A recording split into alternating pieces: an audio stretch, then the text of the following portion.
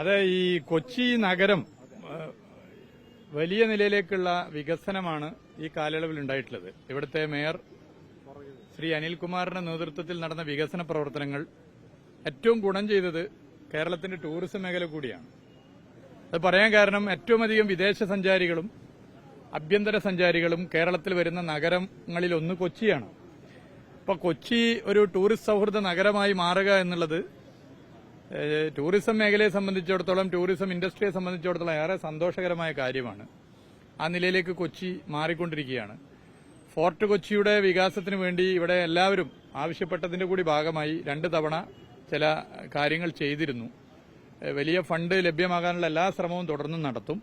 അത് നടത്തി മുന്നോട്ട് പോകും. ഓക്കെ, അല്ല, അതിലേക്ക് ഞാൻ ഇപ്പൊ കിടക്കുന്നില്ല. ഞാൻ അതിലേക്ക് അല്ല, ഞാനിപ്പോ അത്തരം വിഷയങ്ങൾ ഇപ്പൊ പോകുന്നില്ല. ഇപ്പൊ നമ്മളിങ്ങനെ ഒരു എല്ലാ രാഷ്ട്രീയ പാർട്ടിയിലുള്ള സുഹൃത്തുക്കളൊക്കെ ഈ പരിപാടിയിലുണ്ട്, പിന്നെ ഉദ്യോഗസ്ഥരുണ്ട്. അപ്പൊ ഞാൻ അങ്ങനെ ഒരു ബൈറ്റ് ഇപ്പൊ തരുന്നില്ല. പിന്നെ സംസാരിക്കാം. സർക്കാർ മിണ്ടേണ്ട സമയത്തൊക്കെ മിണ്ടുന്ന സർക്കാരാണ്.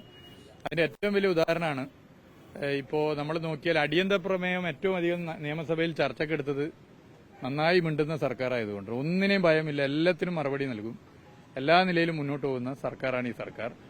ഇത് ഇന്ത്യയിലെ ഏതൊരു സംസ്ഥാന സർക്കാരിനും സംസ്ഥാന നിയമസഭകൾക്കും മാതൃകയാണ് ഈ സർക്കാരും ഈ സർക്കാരിന്റെ നിയമസഭയിലെ ഇടപെടലും. അത് പ്രതിപക്ഷത്തിനും പൊതുവെ അറിയുന്ന കാര്യമാണ്. ഞാനിപ്പോ അത്തരം കാര്യങ്ങളിലേക്ക് ഇപ്പോ കിടക്കുന്നില്ല. അത് അതതിന്റെ വഴിക്ക് പോട്ടെ ബാക്കി.